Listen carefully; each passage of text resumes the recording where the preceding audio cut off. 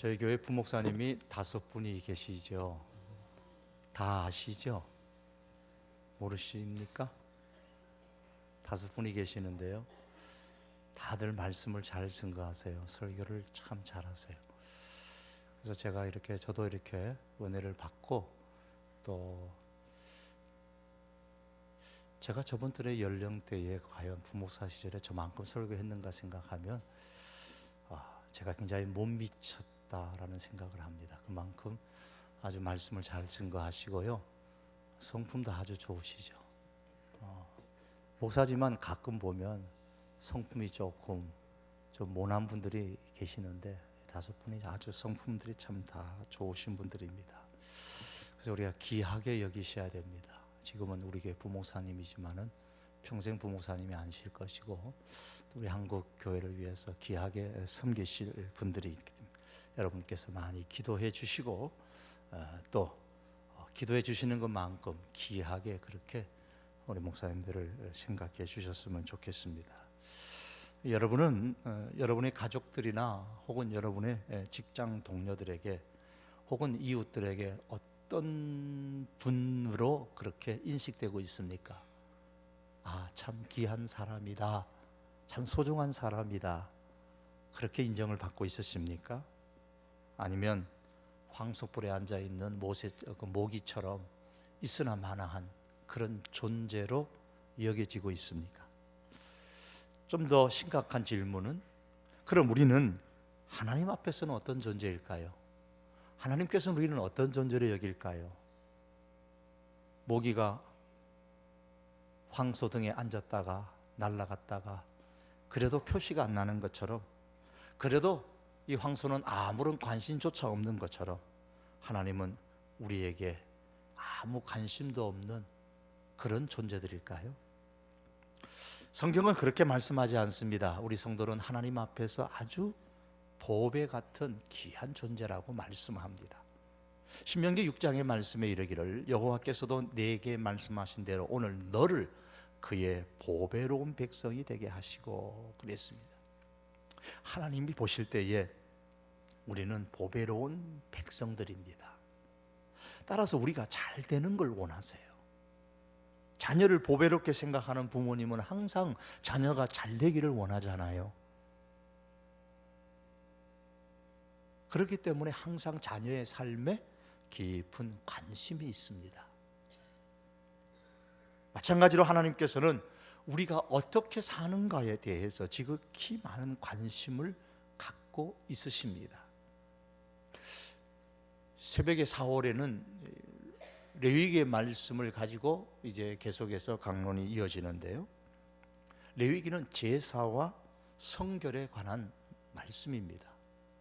그래서 오늘 사실은 이 레위기의 말씀을 가지고 오늘 드려야 되는데, 레위기의 말씀의 많은 부분들을 제가 이 금요 기도회 통해서 말씀을 드렸기 때문에 예배와 관련된 오늘 로마서 12장의 말씀을 제가 선택하게 된 겁니다.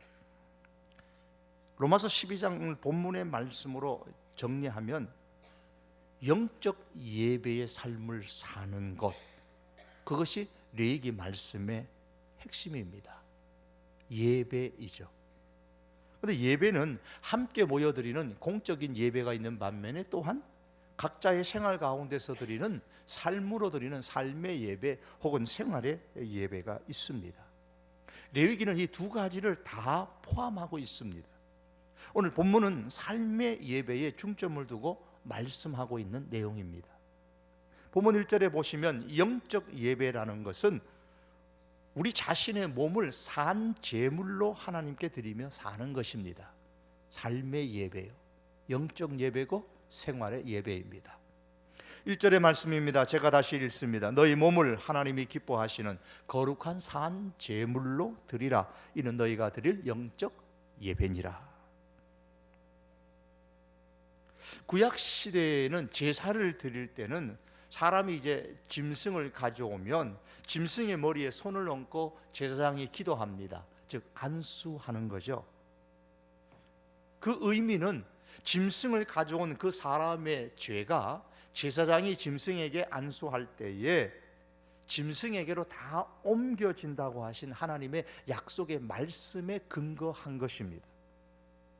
안수가 끝나면 짐승은 이제 죽습니다. 아니, 짐승은 죽이죠. 왜 죽어요? 왜 죽입니까? 왜 죽어요? 사람의 죄가 짐승에게 전가되어져서 짐승이 죄가 있게 되어졌기 때문입니다. 실제로는 사람이 죄를 지은 것인데 짐승이 사람을 대신해서 죄를 덮어쓰고 대신 죽는 겁니다. 왜냐하면 죄의 값은 죽음이기 때문에 죄는 반드시 죽음으로 그 값을 갚아야 한다라는 게 하나님의 법칙입니다. 그래서 제사의 종류에 따라 잡는 방법도 다르지만은 제사의 종류와 상관없이, 제물과 상관없이 똑같은 것 하나는 짐승을 반드시 죽여서 제물로 드립니다. 그래서 죽은 제물이지 산 제물이 아닙니다. 짐승이 사람 대신 희생 제물, 죽은 희생 제물이 되는 것입니다. 그런데 오늘 본문은 너희 몸을 산 제물로 드리라 그렇게 말씀합니다. 구약의 배경대로 하면 죽은 제물로 드려야 되는데 살아있는 제물로 드리라고 했습니다. 왜 오늘날에는 우리 몸을 살아있는 제물로 드려야 되는 걸까요? 우리 죄를 예수님께서 대신 지시고 희생 제물이 되어 죽으셨기 때문입니다. 예수님이 대신 죽으셨기 때문에 우리는 살아있는 제물로 그렇게 하나님께 드려야 합니다. 구약의 제사에서 사람의 죄를 대신해서 짐승이 대신 죄를 덮어쓰고 희생 제물이 되어 죽음으로 인해서 죽어야 할 사람이 살게 되어졌습니다. 이처럼 예수님께서 우리의 희생 제물이 되어 죽으셨기 때문에 죽어야 할 우리 사람이 살아났습니다. 그래서 우리는 살아있는 제물이 되어서 하나님께 드려져야 된다. 이것이 영적인 예배라고 말씀합니다. 몸을 산 제물로 드리라는 이 말씀은 하나님께 드리는 살아있는 제물로 움직이라는 말씀이에요. 여러분, 우리 몸은 살아있기 때문에 죽은 짐승처럼 가만히 있는 게 아닙니다. 부지런히 움직입니다. 어디서 움직입니까? 직장에서도 움직이고, 가정에서도, 학교에서도, 사회의 각 분야에서 부지런히 움직입니다. 지난 주간도 움직이면서 그렇게 살아오셨습니다. 이렇게 사람은 움직여야 그 진가를 발휘하죠. 제 아무리 능력이 출중하다고 할지라도 움직이지 않으면, 죽은 사람처럼 움직이지 않으면 그 진가를 발휘할 수가 없습니다. 배가 항구에 가만히 있으면 어때요? 늘 안전합니다. 안전해요. 그러나 그것은 배를 만든 본래의 목적은 아닙니다. 배는 바다를 떠다니도록 하기 위해서 만든 것입니다. 따라서 배가 그 진가를 발휘할 수 있는 곳은 항구가 아니라 바다인 것처럼 우리 그리스도인이 참된 그 진가를 발휘해야 할 장소는 세상입니다. 교회 안에 있으면 정박해 있는 배처럼 안전합니다. 안전합니다. 그러나 우리 그리스도인이 진작 있어야 될 곳은 우리의 일터와 우리의 가정과 학교가 바로 우리의 진정한 가치를 나타내야 할 진짜 장소입니다. 그래서 산 제물로 드리라고 하는 겁니다. 문제는 어떻게 움직이는가라는 거죠. 옛날에 부모님이 공부 안 하는 자녀들에게 말할 때에 종종 이런 말씀을 하셨죠. 공부해서 남주나 공부 좀 해라 그랬습니다. 공부해서 남주나. 그런데 오늘 본문은 뭐 때문에 공부하라고 말합니까? 내 몸을 살아있는 제물로 하나님께 드리라고 했으니 내 몸을 가지고 공부하는 것은 누구한테 드려져야 됩니까? 하나님께 드려야 합니다. 세상의 사람들은 자기 주려고, 자기 잘되게 하려고 공부하지만 예수님을 믿는 사람은 하나님께 드리려고 공부합니다. 그렇게 해야 합니다. 공부해서 남주나? 예수님을 믿는 학생은 남주기 위해서 공부해야 됩니다. 남을 더 윤택하게 하기 위해서, 우리가 살아가는 사회를 주님의 이름으로 더 잘 되도록 하기 위해서 우리는 공부해야 됩니다. 더 나아가서 하나님께 드리기 위해서 공부해야 합니다. 공부하는 것이 그렇다면 돈 버는 것 역시 누구를 위해 벌어야 합니까? 우리가 몸을 가지고 돈을 벌잖아요. 손발을 사용하고 머리를 사용하고 우리가 몸을 가지고 돈을 버는데 누구를 위해서 벌라 그랬습니까? 세상의 사람들은 자기의 행복을 위해서, 노년의 안정을 위해서, 금토끼 같은 자식을 위하여서, 혹은 서로 배우자를 위하여서 그렇게 힘써 돈을 번다고 말합니다. 그러나 우리 그리스도인은 하나님을 위해서 돈을 버셔야 됩니다. 돈 버는 목적이 분명해야 하고 또한 세상과 달라야 합니다. 그렇기 때문에 다른 사람들보다 더 열심히 공부하고 더 열심히 돈을 벌어야 되는 겁니다. 그렇기 때문에 성적을 올리는 방법이나 돈을 버는 방식도 하나님이 기뻐하시는 방법이어야 됩니다. 세상과 달라야 됩니다. 그래서 거룩한 산재물이라 그랬어요.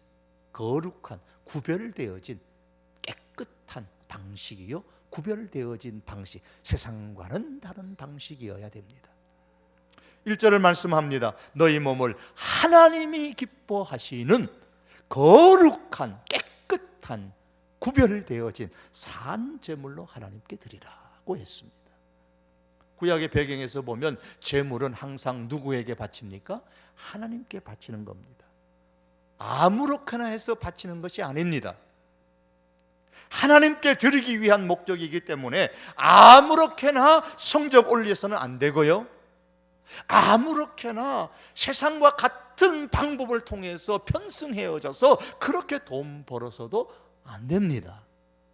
하나님께서 기뻐하시는 방법이어야 되고 세상과는 구별되어진 깨끗한 방식으로 해야 합니다.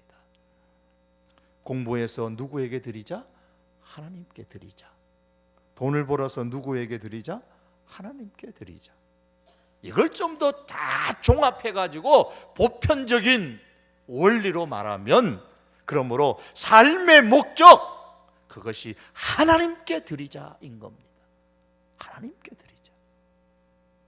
하나님께 드리는 것을 목적으로 활동하는 그 모든 것이 바로 영적인 예배요, 삶의 예배요, 생활의 예배인 것입니다.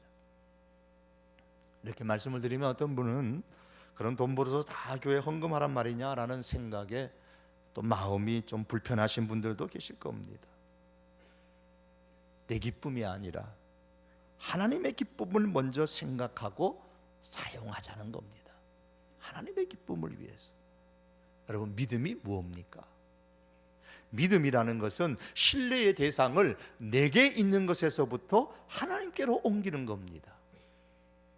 전에는 항상 내 자신을 신뢰했는데 이제 예수님을 믿고 나서 믿음 생활을 한다는 것은 신뢰의 대상을 하나님께 두는 겁니다. 믿는다고 하면서도 여전히 하나님보다는 내 자신을 더 신뢰한다면 아직 믿는 게 아닙니다.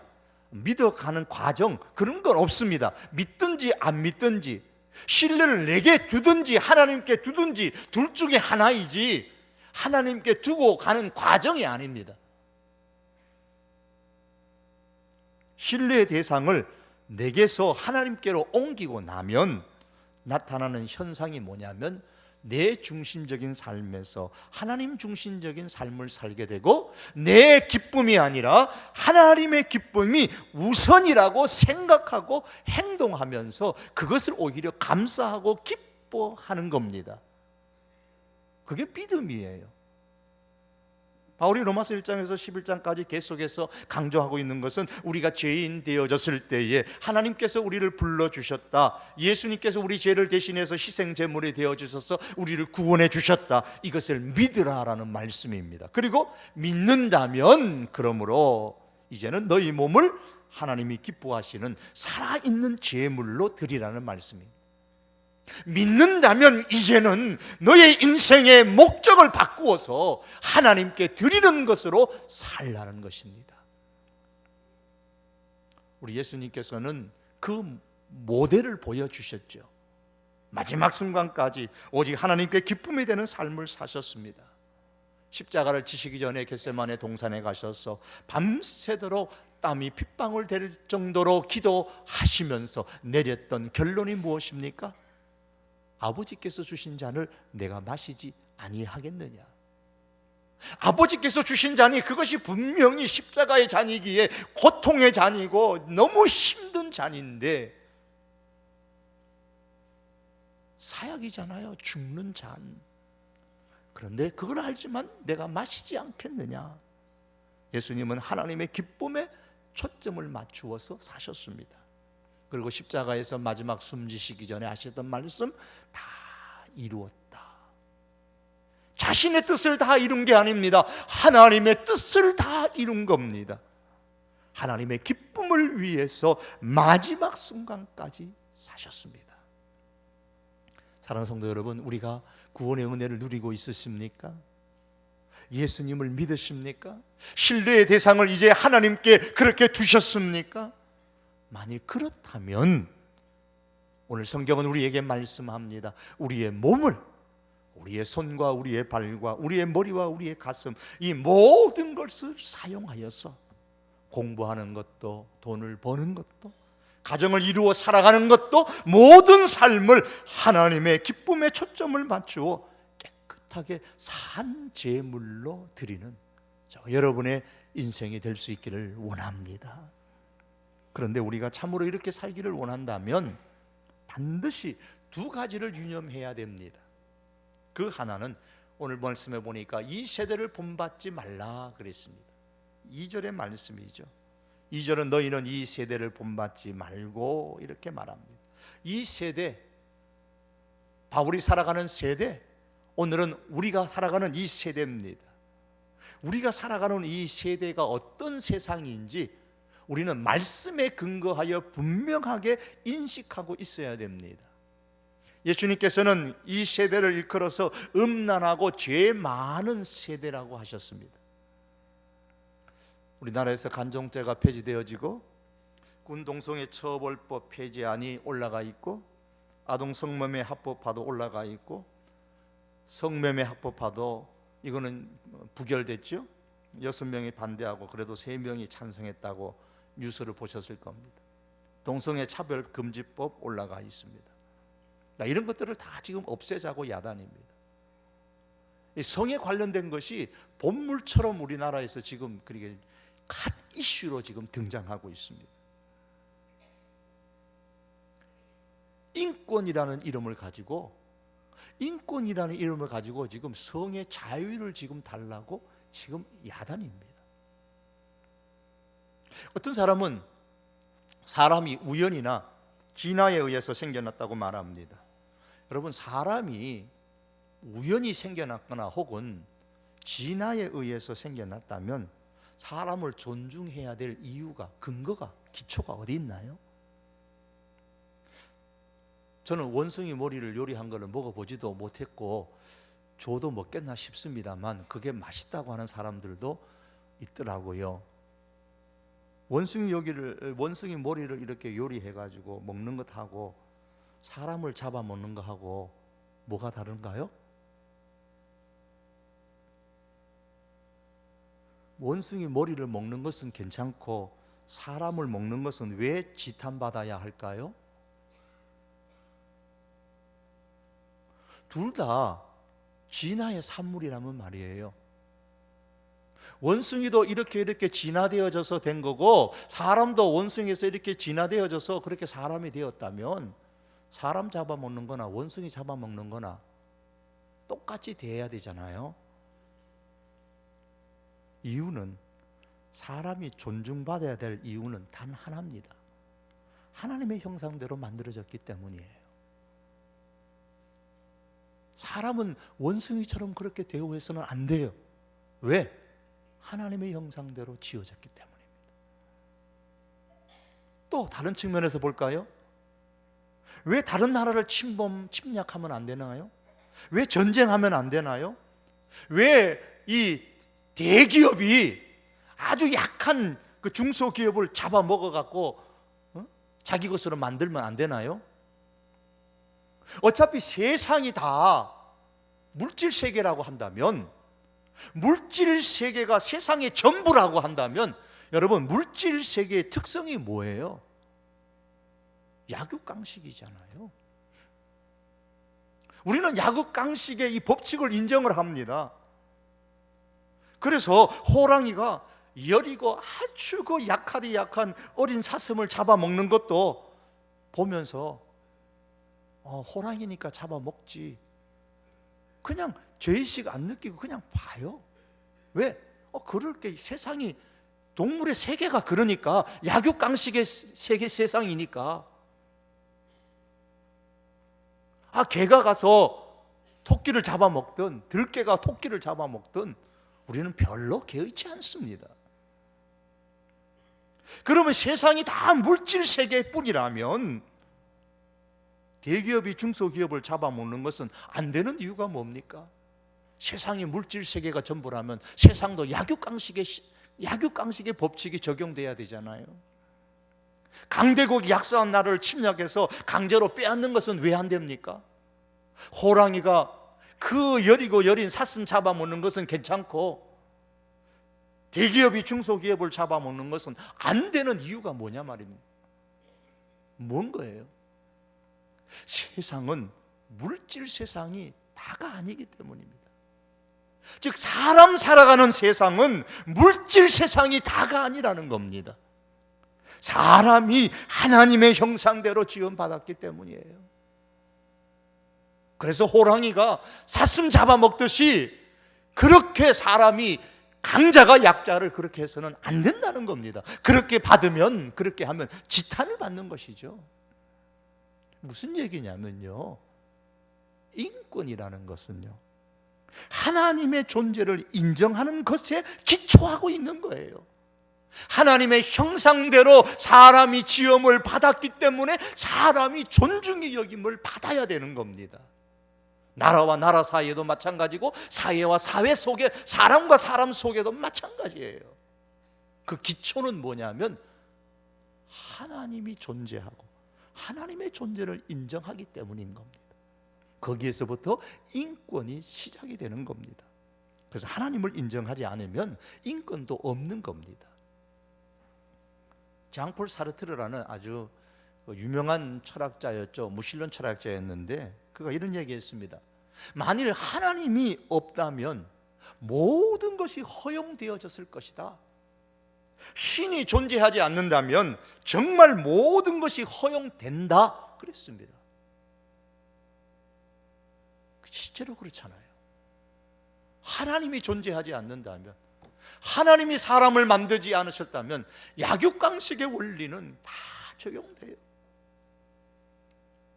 따라서 인권이라는 것은 오직 하나님을 인정할 때만 가능한 겁니다. 그래서 교회가 가장 인권을 강조해요. 그런데 하나님이 싫어하시는 동성애를 자행하면서 인권을 지금 운운하고 있습니다. 우리의 인권을 보장해 달라고 그래요. 그것은 자가당착에 빠지는 모순인 겁니다.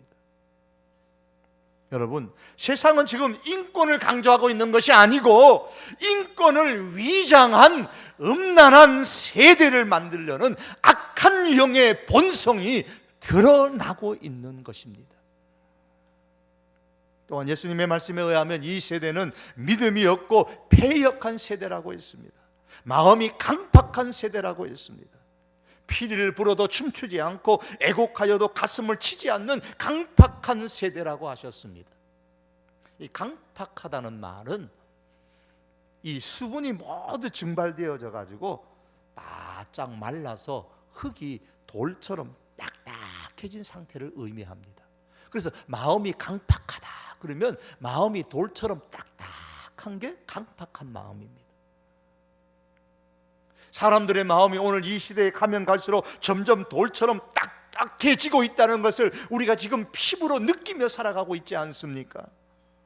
전에 없던 보복운전을 하는 것을 봐도 그렇고, 자식을 학대하거나 부모를 학대하거나 또 살해하는 것을 봐도 그렇고요. 이전에는 생각조차 할 수 없었던 악한 일들이 너무 많이 지금 일어나고 있습니다. 이런 세대를 본받지 말라 그랬습니다. 사랑하는 성도 여러분, 이 세상에 악하고 음란한 것을 본받지 아니하고 하나님의 기쁨에 초점을 맞추어서 깨끗한 방식으로 우리의 몸을 움직여 살아있는 제물로 하나님께 드리는 것을 우리 인생의 목적으로 삼는 저와 여러분의 삶이 될 수 있기를 원합니다. 또한 한 가지만 더, 우리 몸을 하나님께서 기뻐하시는 것에 초점을 맞추어 산 제물로 드리려면 다른 하나는 하나님의 뜻을 분별할 줄 알아야 됩니다. 오늘 2절 하반절 말씀이죠.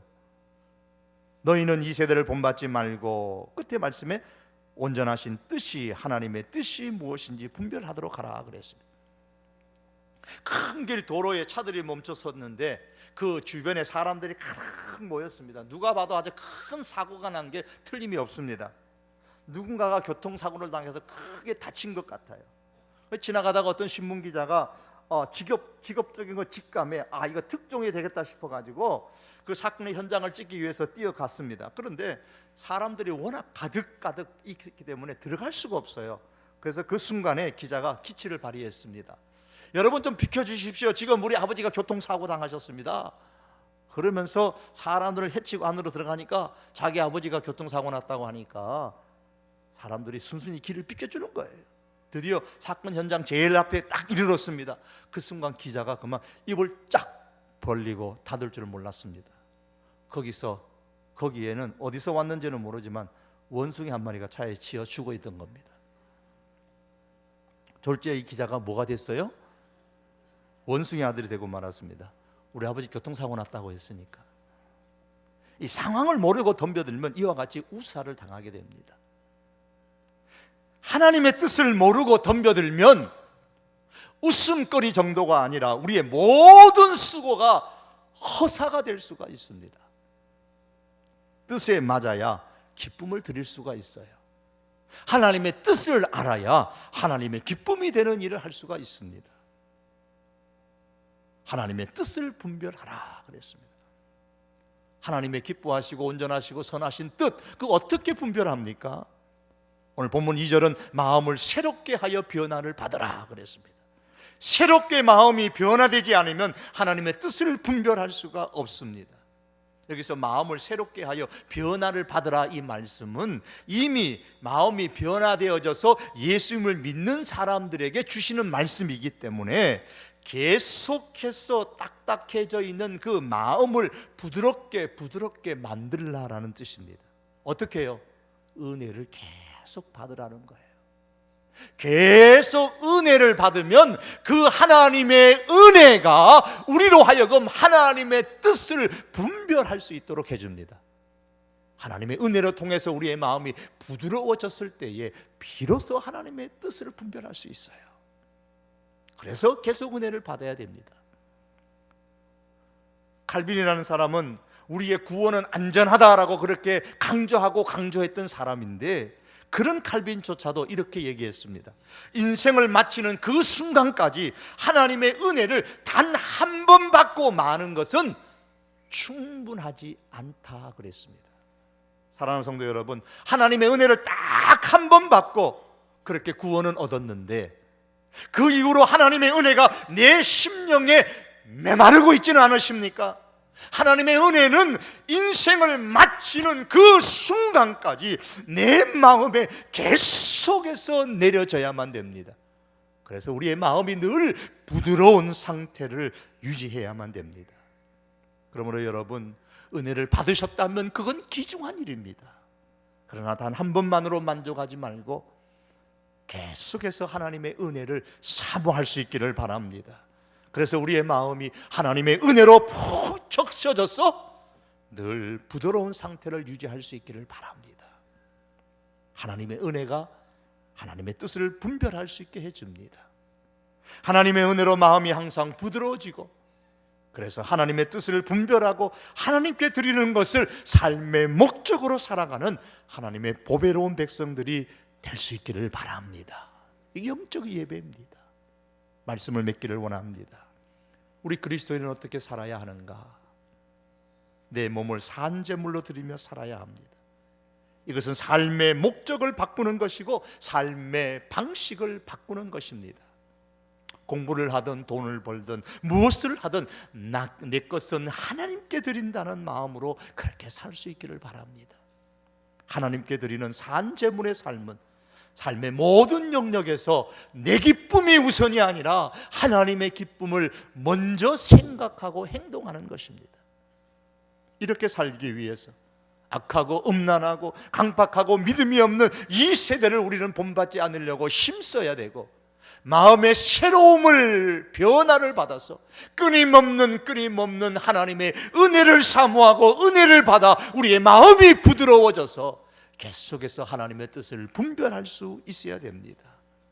사랑하는 성도 여러분, 이런 우리의 이 세상에 편성해서 우리의 한 몸 던져서 따라가지 말고 정말 하나님의 뜻을 내가 행하리라, 내 인생의 목적을 하나님께 드리는 것에 주리라, 이런 믿음의 마음의 자세를 가지고 살아갈 수 있는 저와 여러분의 인생이 될 수 있기를 주님의 이름으로 축복합니다. 기도하시겠습니다. 하나님, 소중한 하나님의 사람들입니다. 보배로운 하나님의 사람으로 불러주셨사오니 우리의 삶의 모든 영역에 영적 예배가 될 수 있게 하시고, 삶의 예배를 통해서 하나님께 영광이요 하나님께 기쁨이 되는 인생이 되기를 간절히 원합니다. 돈을 버는 목적도, 공부를 하는 목적도, 결혼을 하는 목적도, 무엇을 하든 하나님께 바로 드리기 위하여서 행하는 모든 인생 되게 하여 주시옵소서. 예수님의 이름으로 감사하며 기도하옵나이다. 아멘.